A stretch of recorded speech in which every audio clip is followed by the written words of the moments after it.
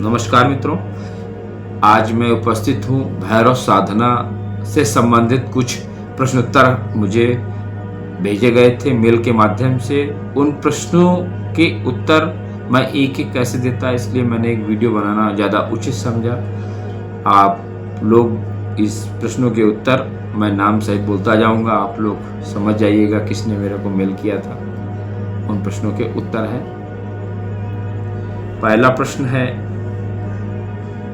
क्या काल भैरव साधना घर पर की जा सकती है?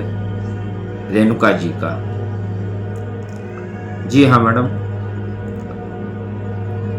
काल भैरव साधना जो है नियम पूर्वक श्रद्धा से घर पर की जा सकती है, लेकिन स्त्रियों के लिए थोड़ा सा ठीक नहीं रहता है। आप लोग सात्विक पूजा कर लें भैरव जी की।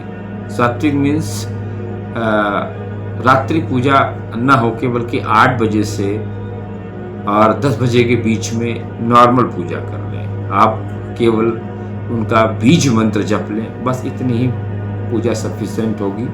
इससे ज़्यादा स्त्रियों के लिए पूजा मैं करने की सलाह नहीं देता हूँ, क्योंकि भैरव उग्र देवता है, तो आप ध्यान दें। दूसरा सवाल है मेरे पास प्रश्न, साधना के लिए कौन सा दिन शुभ होता है? रमेश जी हैं ये बुलंदशहर से।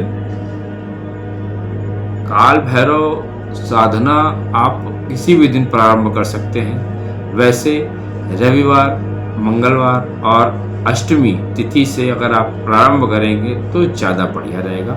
आपको सफलता मिलने के चांसेस अधिक बढ़ जाते हैं, क्योंकि काल भैरव मीन्स जो काल की गति में हस्तक्षेप कर दे, वो भगवान काल भैरव है। तो काल भैरव के लिए वैसे कोई नहीं है, लेकिन दिन बनाए गए हैं तो आप दिन में ही करें तो ज़्यादा अच्छा रहेगा। और इनमें समय का, पुरुषों के लिए समय बहुत मात्रा रखती है। आप रात्रि 8 से 11 के मध्य पूजा करें। मध्य रात्रि का मैं किसी भी गृहस्थ व्यक्ति के लिए नहीं देता हूँ। वैसे भैरव की साधना मिडनाइट 11:35 से 12:35 के बीच होनी चाहिए, लेकिन गृहस्थ मनुष्य शाम को जो है 9 से 11 के मध्य कर लें तो ज़्यादा बेटर रहता है। अब तीसरा प्रश्न कवर कर रहे हैं, क्या ब्रह्मचर्य का पालन करना आवश्यक है? देखिए, साधना कोई भी हो, ये प्रश्न है गोधरा से।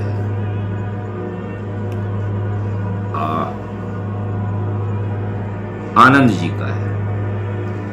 तो आनंद जी, काल भैरव साधना करते समय ब्रह्मचर्य का तो बिल्कुल पालन करना ही है। इसमें तो कोई इफ एंड बट नहीं आएगा। बल्कि मेरे हिसाब से कोई भी साधना करते हैं, कोई भी अनुष्ठान करते हैं आप, तो उसमें जो है आपका ब्रह्मचर्य अति आवश्यक होता है। ब्रह्मचर्य मीन्स आपकी एनर्जी डिस्ट्रॉय नहीं होगी, आपकी एनर्जी आपके पास रहेगी, और एक गोल राउंड में आपकी सुरक्षा के पर्पस से कहा जाता है कि जब आप अनुष्ठान करते हैं तो विभिन्न नेगेटिव एंटिटी जो हैं आप पर अपना प्रभाव डालने के लिए, आपकी साधना को रोकने के लिए वो प्रभाव बनाते हैं। तो ये कहा जाता है कि अपने आप सेल्फ में मजबूती होना चाहिए, इसलिए ब्रह्मचर्य व्रत अति आवश्यक होता है। तो इसे आपकी ही फायदा है अगर आप साधना करते हैं या भैरव का डेली पूजन करते हैं या कोई भी करते हैं पूजन, तो आप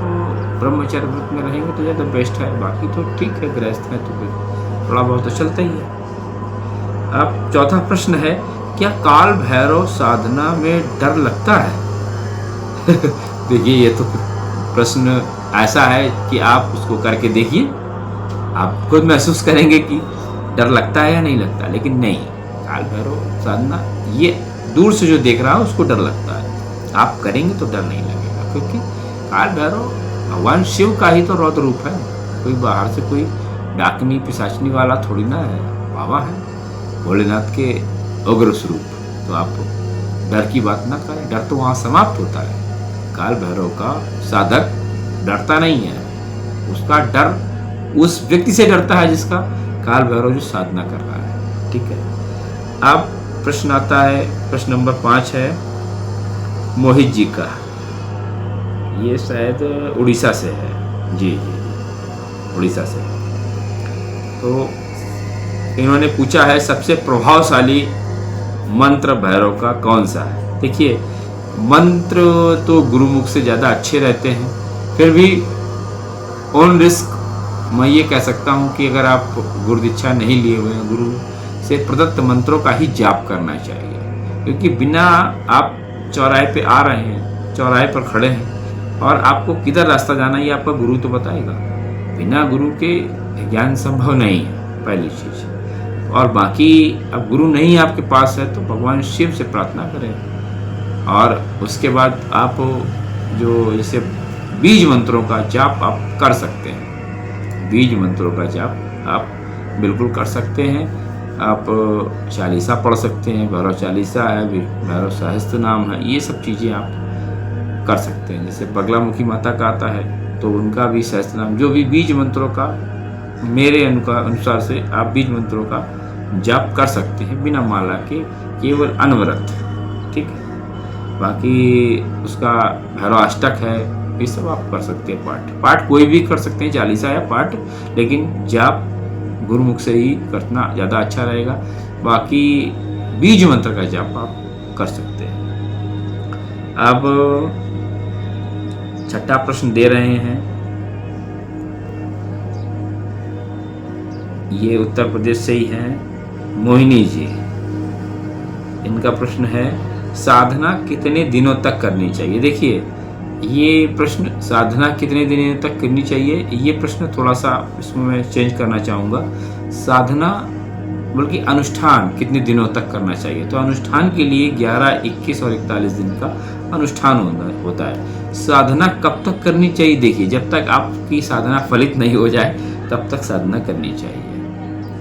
साधना तब तक करनी चाहिए जब तक आपकी साधना फलित नहीं हो। जिस दिन फलित हो जाएगी उस दिन आपका संकल्प पूरा हो जाएगा। जिस संकल्प के लिए आप साधना कर रहे हैं वो संकल्प पूरा हो जाएगा, आप स्वतः बंद कर देंगे।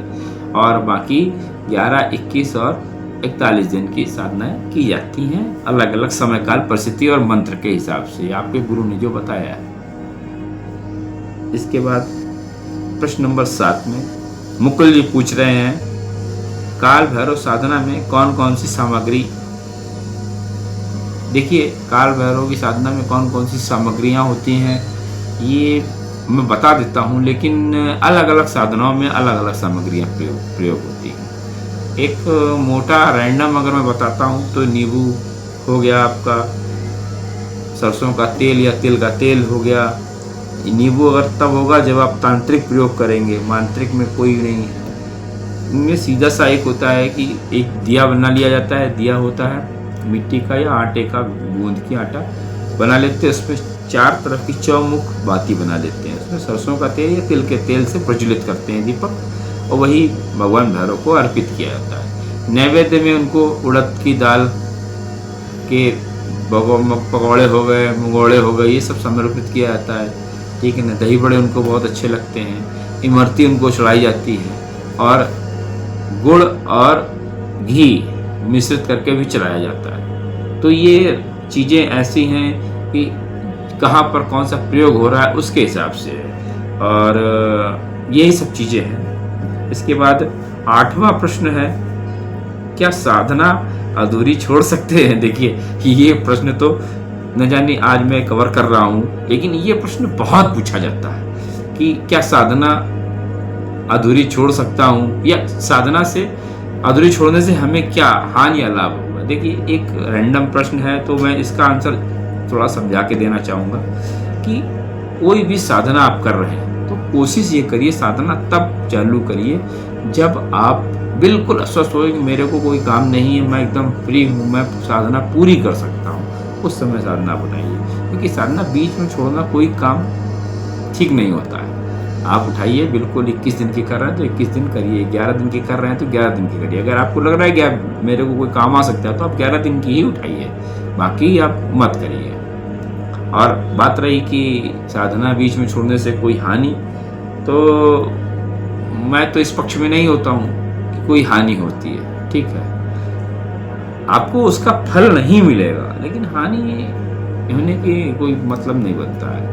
कहने वाले कहते हैं कि हानि हो जाएगी, हो जाएगा, हो जाएगा, मैं ऐसा नहीं कहता, मेरे अपने अनुभव में नहीं है। साधना आप कर रहे हैं तो आपको फल मिलना है, फल नहीं मिला कोई बात नहीं, लेकिन हानि होने के चांसेस बहुत कम है। ये देखिए, आप अगर टोने टोटके में जाते हैं तो आपको हानि हो सकती है, क्योंकि वहाँ पर कुछ नकारात्मक शक्तियाँ होती हैं। तो नकारात्मक शक्तियाँ उधर जाएंगी या इधर आपके ऊपर भी पड़ सकती हैं, लेकिन शुद्ध देवताओं में ये चीज़ें नहीं होती। ठीक है, अब नवा प्रश्न आता है, क्या महिलाएं काल भैरव की साधना कर सकती हैं? बिल्कुल कर सकती हैं, इसमें कोई इफेंट बट नहीं है। काल भैरव की साधना बिल्कुल महिलाएं कर सकती हैं, बशर्ते थोड़ा सा ये है कि अगर गृहस्थ धर्म में निभा रही हैं माताएं और बहनें, तो विक्षोभ उत्पन्न हो जाता है उनकी गृहस्थ वाली लाइफ में। तो आप अपना समझ लीजिए, कर सकती हैं, इसमें कोई इफेंट बट नहीं है। क्योंकि बाबा भैरव का अलग ही रूप है, उनका रूप निराला और मतवाला है। आप अंतिम प्रश्न और उसका उत्तर दे रहा हूं, क्या काल भैरव से मन चाहा वरदान मिल सकता है? देखिए, ये तो बात पूछी है श्रीमन नारायण ने। ये कहाँ के हैं? ये मेरी समझ से ये दे रहे हैं, ये आंध्रा से है, कहीं से मेल पे क्लियर नहीं, पर आंध्रा से है। देखिए, अगर ये कह रहे हैं कि काल भैरव से मनचाहा वरदान मिल सकता है, तो ये तो आप अनुभव की बात कर रहे हैं। आप करिए, फिर देखिए आपको मिलता है या नहीं मिलता है, या जिन्होंने किया है उनको मिला है या नहीं मिला है। ठीक है ना, शास्त्र प्रमाण देख सकते हैं काल भैरव की साधना से क्या मिलता है, क्या फलित होता है। बाकी तो ये अनुभव की बात है, आप खुद अनुभव करिए। मैं तो कहता ही नहीं हूँ, मैं कह दूँ मेरे कहने से क्या अभिप्राय है कि मिला।